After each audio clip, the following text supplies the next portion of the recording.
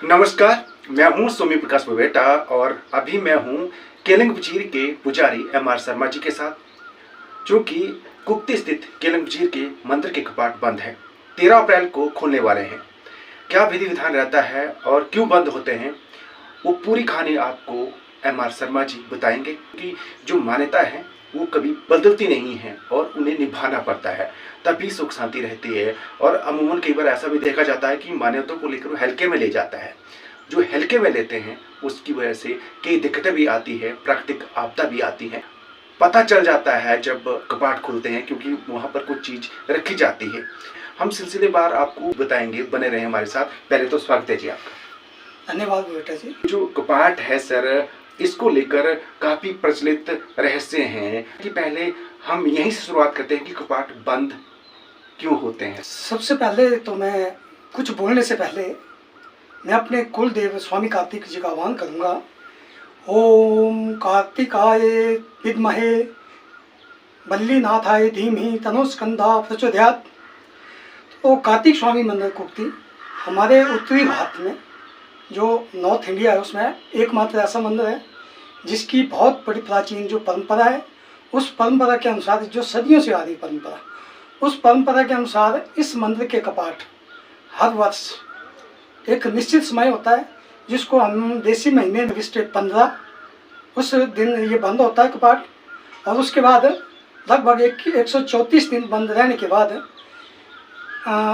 कपाट जो है मंदिर के 13 अप्रैल, इस वर्ष 13 अप्रैल जो हमारी बैसाख मास की संक्रांति होती है, उस दिन कपाट जो है खोल दिए जाएंगे।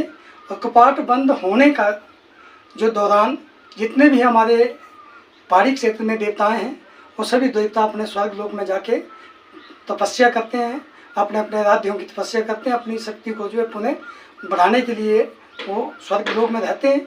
तो इस दौरान मंदिर जो है बंद रहता है सर्दी में। जब कपाट बंद रहते हैं तो पात्र होता है, पात्र में पानी भरा जाता है, तो उसको लेकर क्या मान्यता रहती है? उसकी जो उसमें जब मंदिर बंद करते हैं हम, तो उस दौरान एक कलश जो है, एक गड़वी होती है, उस गड़वी को भर के मंदिर में रखते हैं। तो वो पूरा 134 दिन मंदिर में, मंदिर बंद रहने के कारण वही रहती है। जब मंदिर खोलते हैं तो सबसे पहले उसको देखा जाता है।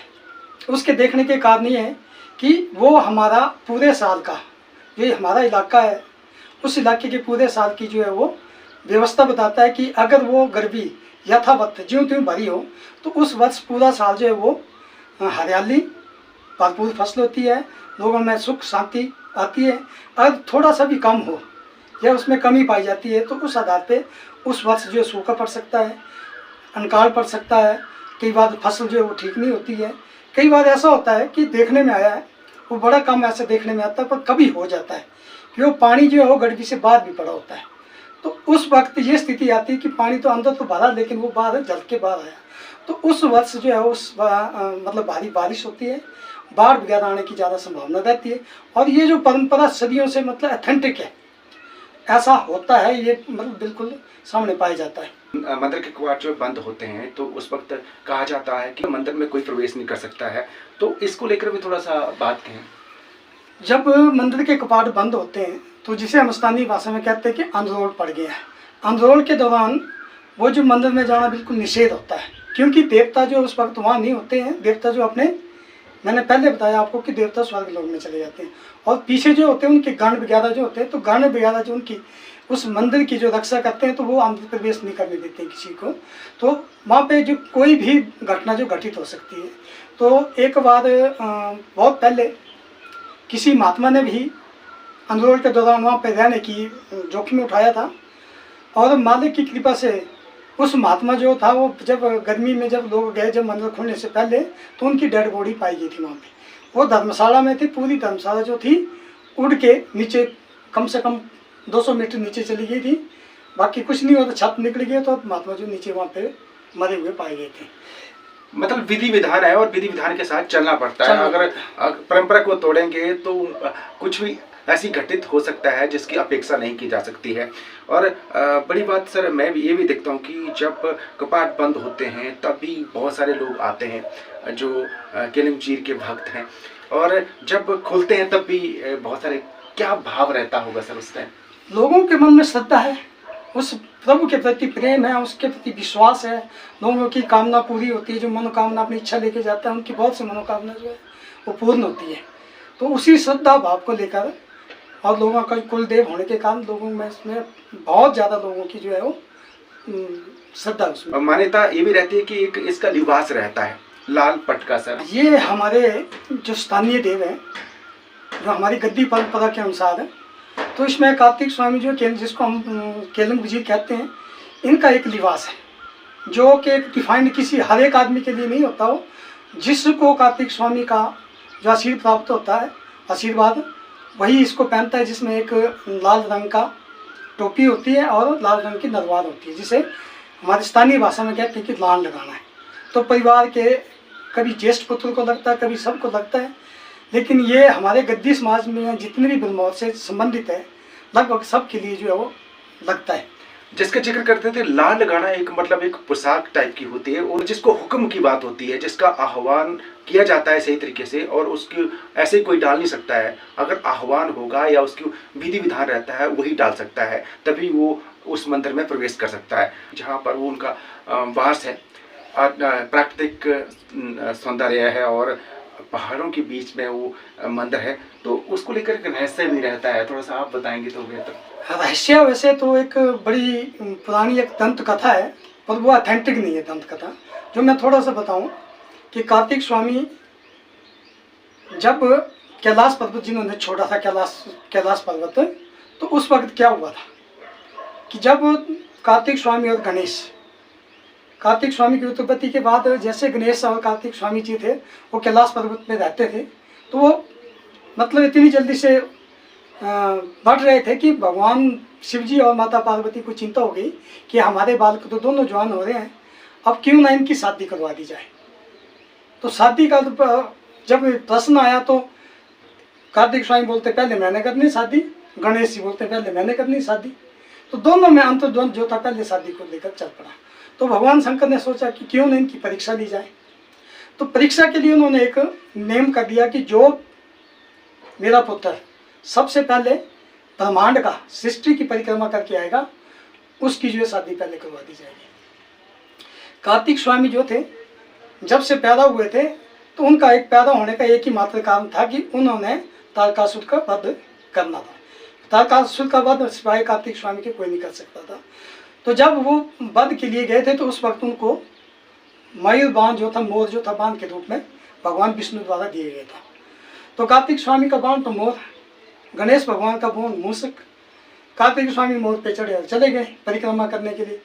गणेश भगवान देखते हैं, सोचते हैं कि मैंने कैसे जाना, मेरा मूषक 2-4 कदम चलेगा, थक जाएगा, ब्रह्मांड की परिक्रमा नहीं कर पाएगा। इसी उलझन में वो पड़े रहे, सोचते रहे। फिर कुछ विचार करने के बाद कहीं एक बार भगवान शंकर ने खुद बोला होना कि माँ बाप के चरणों में जो चारों धाम है, पूरा ब्रह्मांड माँ बाप के चरणों में। गणेश भगवान ने विचार किया कि क्यों ना मैं अपने माँ बाप को बिठा के इनकी परिक्रमा करूं तो मैं जीत जाऊंगा। इस प्रकार गणेश भगवान ने जो परिक्रमा माँ बाप को आसन पे बिठाया, उनकी 7 बार परिक्रमा की और बोला कि भी मैंने आपका समस्त ब्रह्मांड की परिक्रमा कर ली है, तो आप मेरे को विजेता घोषित करो।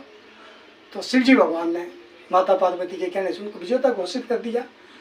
तो जब कार्तिक स्वामी जब वापस आए तो वहाँ पहुँचे तो उस वक्त गणेश भगवान का रिद्धि सिद्धि से विवाह संपन्न हो चुका था। जब विवाह संपन्न हो चुका था तो जब कार्तिक स्वामी आए वहाँ देखा, देखो मैंने तो समस्त ब्रह्मांड की परिक्रमा की है, लेकिन गणेश तो यहीं गया नहीं कहीं भी। तो सोच विचार किया और वो एकदम नाराज हो गए। सबसे ज़्यादा गुस्सा माता के ऊपर आया कि सब कुछ किया जो माता ने किया, और क्रोध के कारण उन्होंने कैलाश का परित्याग कर दिया और वहाँ से सीधा निकल गए, पहुँच गए आंध्र प्रदेश में क्रोंच पर्वत है, क्रोंच पर्वत पे चले गए। वहाँ पर काफ़ी लंबे समय रहने के बाद जब माता पार्वती और शिवजी भगवान देखा कि नहीं आ रहा हमारा बेटा, तो उनको मनाने के लिए वहाँ गए। जब वहाँ गए तो शिवजी और पार्वती अपने रूप में नहीं गए, एक मलिका के रूप में बनी पार्वती और शिवजी जो थे वो अर्जुन के रूप में गए। तो वहाँ जब गए तो पता चला कि भाई कोई मिलने आया है। तो वहाँ बहुत से भक्त कार्तिक स्वामी के हो गए थे जो कार्तिक स्वामी की सेवा करते थे। बोले जी महाराज ऐसे ऐसे आपसे कोई मिलना है। कार्तिक स्वामी को पता चला गया कि मेरे माँ बाप वो दौड़े दौड़े गए, उनके चरणों में गिरे, माता बाप आ गए। बोले आपने पहचान लिया? क्यों नहीं पहचाना, मेरे माँ बाप आप, मैं क्यों नहीं पहचाना आप। तो फिर वहाँ पर कार्तिक स्वामी या लोगों की इच्छा के अनुसार वहाँ पे भगवान शिव जी ने अपना ज्योतिर्लिंग स्थापित किया, जिसे मल्लिकार्जुन ज्योतिर्लिंग के नाम से जाना जाता है। और भगवान शिव जी ने वहाँ पे खुद कार्तिक स्वामी को ये वरदान दिया कि मैं हर पूर्णमासी को और माता पार्वती हर अमावस्या को जो है वो उस ज्योतिर्लिंग में आके वो मतलब अपना स्नान ग्रहण करेंगे। तो हर महीने की पूर्णमासी को शिव जी भगवान वहाँ पे मल्लिकार्जुन ज्योतिर्लिंग में और माता पार्वती जो है अमावस्या के दिन वहाँ पे विराजमान रहते हैं। और जब फिर वहाँ से कार्तिक स्वामी को मना के ले आए कैलाश पर्वत, तो चलो आगे। जब कैलाश पर्वत आ गए तो कार्तिक स्वामी को वहाँ मन नहीं लगता था कि मेरे साथ माता ने बहुत बड़ा अन्याय किया है। हालांकि जब अन्याय हुआ था उन्होंने उस वक्त ही कहा कि मैं बैरागी हो जाऊँगा, मैं कोई शादी नहीं करूँगा, मैंने बैराग ले लेना, मैं अब जो बैरागी हूँ। पर जब वापस आए तो कैलाश पर्वत पे रहने लगे तो बोला मैं यहाँ नहीं रहूँगा, मैंने अपना अलग स्थान बनाना है। तो शिव जी भगवान ने कहा कि ठीक है, तो अपना स्थान देख लो, कहाँ बैठना आपने। तो उस स्थान को देखने के लिए कार्तिक स्वामी जी वहाँ से निकले और भ्रमण करते हुए लौट पहुँच गए केलंग। जब केलंग पहुँचे तो वहाँ पे देखा उन्होंने, तो वहाँ तो लोगों का आना जाना था, वहाँ पे लोग रहते थे। वहाँ से पुणे फिर वो निकले भ्रमण करते करते हुए, फिर वो आगे वो कुक्ति से मंदिर से आगे एक डुकी नाम स्थान है, वहाँ पे आए, वहाँ पे विश्राम किया। तो वो भी रास्ता था आने जाने का, वो भी उन्होंने उचित स्थान नहीं समझा।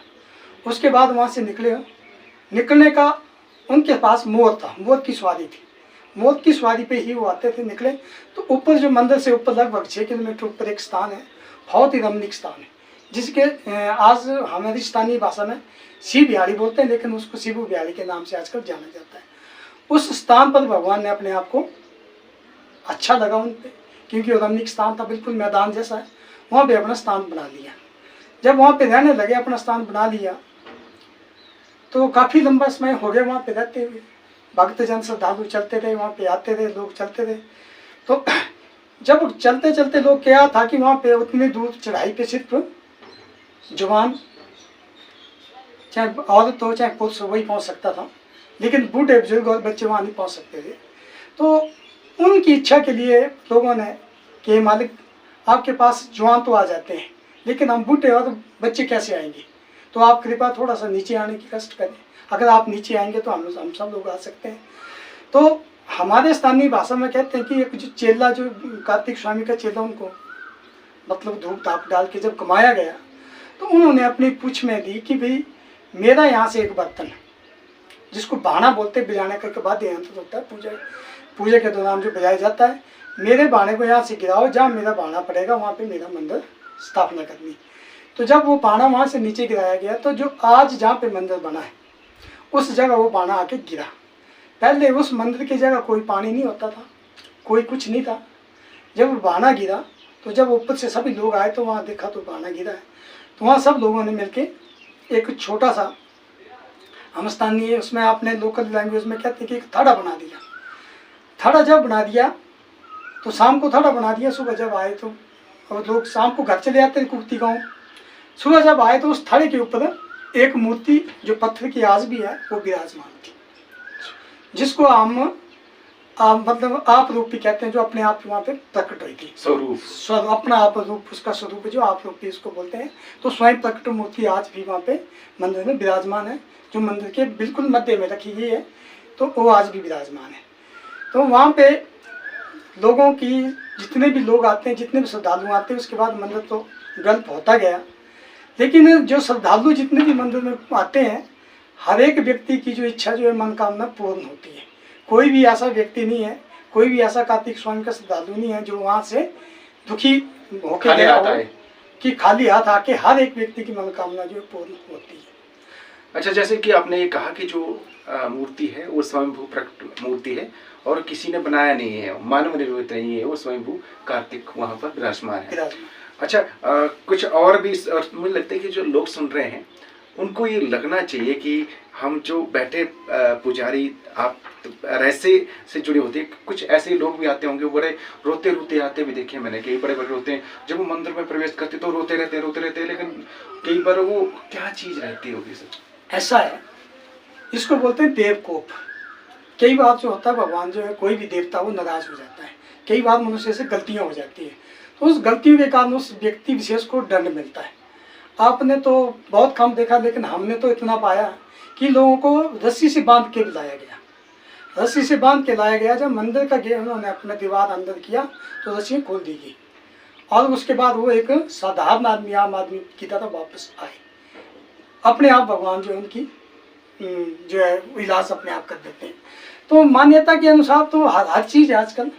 तो वही है कि भाई सबसे ज़्यादा हमारा जो कुल देव है कार्तिक स्वामी, जो ब्रह्मौर के जो मतलब सबसे आराध्य देव है, तो लोगों का उनके ऊपर अटूट विश्वास है, और उसी विश्वास के कारण जो वो ज़्यादा पूजे जाते हैं।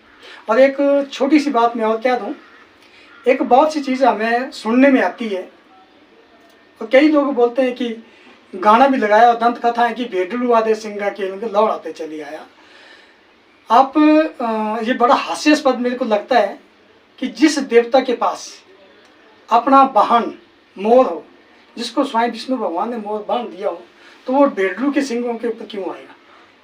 तो मैं इस चीज़ को बिल्कुल ही मतलब तथ्यों से परे समझता हूँ कि ये जो एक हमारे लोगों द्वारा एक दंत कथा गाई गई है, ये तथ्य के ऊपर नहीं है, ना इसका किसी भी धार्मिक ग्रंथ में, ना शिव पुराण में, ना स्कंद पुराण में कहीं भी इसका उल्लेख नहीं आता है। उल्लेख में सिर्फ एक ही बात होती है कि कार्तिक स्वामी जहाँ जाते हैं कार्तिक स्वामी, तो मयूर वाहन मोर की सवारी पे ही जाते हैं। उनका वाहन जो है मोर है, ना कि कोई भेड़ू है, और ना कि किसी के साथ आए हैं, क्योंकि उनको जरूरत नहीं है। उनका वाहन ही मयूर है, मयूर वाहन है। अच्छा, मैं ये भी थोड़ा सा केलिंग जी को प्रसन्न करने के लिए नेचुरली सबकी श्रद्धा रहती है, तो कैसे भगवान केलिंग जी प्रसन्न रहते हैं, क्योंकि आप बेहतर बता पाएंगे। देखो, प्रसन्न करने के लिए तो ये हमारे सिर्फ मानसिक शांति के लिए कि हम किसी का बोलते हैं कि हम बकरा चढ़ाएंगे, हम फलानी चीज़ चढ़ाएंगे, लेकिन भगवान कभी ये नहीं बोलते हैं कि आप बकरा चढ़ाओ या फलानी चीज़ चढ़ाओ। भगवान जो है हमेशा बोलते हैं ना कि 3 बूंद पानी की 1 फूल लगा दो, श्रद्धा से हाथ जोड़ के बैठ जाओ। भगवान कार्तिक स्वामी को जो केसर जो शब्द प्रिय है, अगर केसर का कोई शुद्ध केसर जो चढ़ाता हो तो कार्तिक स्वामी के लिए सबसे प्रिय है। अच्छा, इसके अलावा सर जो श्रद्धालु आते हैं उनसे कोई आह्वान मुझे लगता है, क्योंकि जब 13 अप्रैल को कपाट खोलते हैं तो बहुत सारा श्रद्धालु आते हैं, तो कब आएँ थोड़ा सा, ताकि वो उसी हिसाब से वो आएँ, ताकि ऐसा भी हो क्योंकि ऐसी भीड़ ना हो पाए जिससे कानून व्यवस्था भी बिगड़े। मुझे लगता है कि आपका आह्वान बेहतर रहेगा। मेरा अपने मैं पुजारी वर्ग की तरफ से सभी श्रद्धालुओं से निवेदन करूंगा कि जितने भी लोग मंदिर खुलने वाले दिन जो कार्तिक स्वामी मंदिर की तरफ आएंगे, वो 12 तारीख को सिर्फ गांव तक ही आए। कुक्ति गांव में जो है वो उनके रहने की व्यवस्था होती है, उनके खाने पीने की व्यवस्था भी स्थानीय लोगों द्वारा एक मंडल है, प्लस हमारे जो 84 में शनिदेव मंदिर है उनके द्वारा जो एक वहाँ पे शिव पूजन किया जाता है, उनके द्वारा वहाँ पे भंडारा लगाया जाता है। तो यात्रियों के वहाँ पे रुकने की व्यवस्था जो उनके द्वारा की जाती है। बाकी मंदिर में कोई भी यात्री ना आए, मंदिर में सिर्फ जो कुछ हमारे जो सुबह लंगर लगाते हैं वो लोग और कुछ पुजारी वर्ग जिन्होंने तैयारियाँ करनी होती है, वो सिर्फ गिने चुने 15-20 लोग जो वो जाते हैं, क्योंकि वहाँ मंदिर बंद होता है। बंद होने के कारण जो है कोई रहने की व्यवस्था नहीं होती है। तो मैं तो यही सबसे आग्रह करूँगा कि 13 तारीख को सुबह 10 बजे मंदिर खुलता है, आप 9 बजे तक बड़ी आसानी से पहुंच सकते हैं, क्योंकि आज की डेट में कुक्ति तक बस जाती है, कुक्ति तक छोटी गाड़ियां जाती है, उसके आगे 4.5 किलोमीटर का सफ़र जो है जिसके लिए 2 से 2.5 घंटे का समय लगता है। तो यही मेरा सबसे विनीत आग्रह रहेगा कि वो जो 13 तारीख को मंदिर में 13 तारीख को मंदिर में आए, ना कि 12 तारीख को मंदिर में आए। और इसी के साथ मैं ब्रह्मौर प्रशासन से भी आग्रह करूंगा कि जिसमें प्रशासनिक स्तर पर जो चाहे वो PWD के हैं, चाहे वो IPS के हैं, चाहे बिजली बोर्ड के अधिकारी हैं, उन सबको दिशा निर्देश दें कि वो अपनी अपनी जो व्यवस्था, चाहे वो सड़क की व्यवस्था, चाहे पानी की है, चाहे बिजली की व्यवस्था, उसको सुचारू करें। और जो हमारे पुलिस की जो सेवाएं हैं वो सबसे महत्वपूर्ण है, क्योंकि वहाँ व्यवस्था को सुचारू करने के लिए पुलिस बल जो है सबसे ज़्यादा जरूरी होता है। तो मैं इसके लिए भी आग्रह करूँगा कि पुलिस बल जो है वहाँ पे कम से कम 10-12 लोग जो है वहाँ पे तैनात किए जाएँ, ताकि बेहतर व्यवस्था रहे। व्यवस्था रहे। तो सर अंतिम में मुझे लगता है कि आपकी तरफ से मैसेज छोटा सा, क्योंकि केलिंग बजीर के जो भक्त हैं वो आपके माध्यम से आशीर्वचन सुन लें। तो अंत में मैं सभी भक्तों से आग्रह करूंगा कि जितनी भी जिनके लोगों में भगवान कार्तिक स्वामी के प्रति श्रद्धा है वो सभी श्रद्धा भाव से आए। 12 तारीख को गांव तक आए, 13 तारीख को ऊपर आए और अपनी श्रद्धा भाव से आए, ना कि कई बार जो होता लोग पिकनिक मनाने आते हैं उस पिकनिक के लिहाज से ना आए, श्रद्धा भाव से आए। मालिक आपकी हर मनोकामना पूरी करेगा। आप हमें सहयोग दें, मालिक आपकी हर इच्छा जो पूर्ण करेगा। यही मेरा आप सब लोगों से निवेदन है। ये हैं कार्तिक स्वामी मंदिर के पुजारी जो कुक्ति मेन जो स्थान है, एम.आर. शर्मा जी। बारीकी से उन्होंने जानकारी दी है। मुझे लगता है कि इस जानकारी पर अमल करने की आवश्यकता है और जो परंपरा है उसके निर्वहन में अगर इनका सहयोग करेंगे तो वो ये मान्यता है कभी बदलती नहीं है, बस उसको निभाना पड़ता है। बहुत बहुत धन्यवाद। जय केलिंग जी।